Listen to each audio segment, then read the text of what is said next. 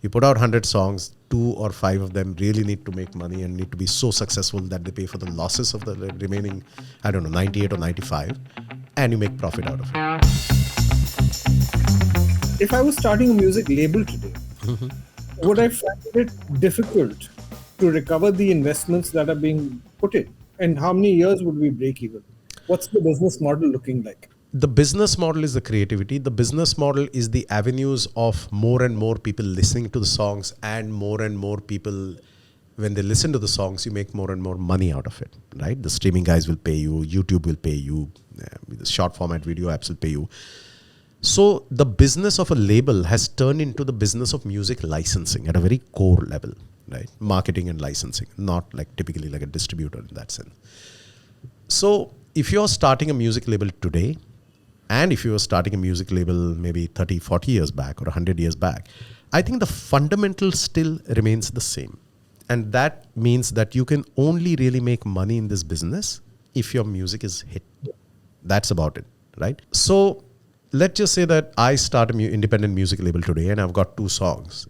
Whether good, bad, if those songs are not heard by people, if people are not paying for them or the platforms aren't paying for them, irrespective of digital, non-digital, my business doesn't work anyway, right? So it's got to do more with demand for what I put out more than the business model itself.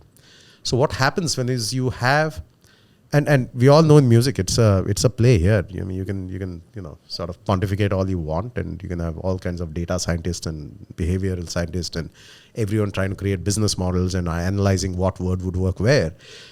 End of the day, a hit is a hit, and you really don't know. You put your best into the track, you believe in the track, and that's what creates a trend, and that's what creates a hit, if it ever does. So the big keyword here is actually your ability to ride out the storm and to last. One track never really makes any great amount of money unless you're Biddu, of course. But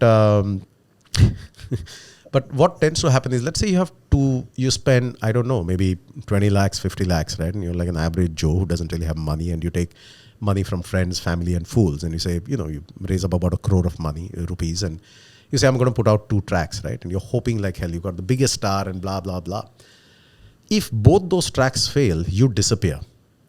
What structured capital allows you to do is to be able to play that game of averages. In the record business, we play a game of like 2% to every 100, right? 2 to 5%. You put out 100 songs, 2 or 5 of them really need to make money and need to be so successful that they pay for the losses of the remaining, 98 or 95, and you make profit out of it. You need to last. So the music business and the role of any capital in that business is the same, whether you're selling chai, whether you're selling steel pipes or whatever. It's cash flow. You need to have cash to last out recessions. You need to have cash to invest in the business till you reach a point where you understand the ropes and, God is great, and, you get a hit out of it.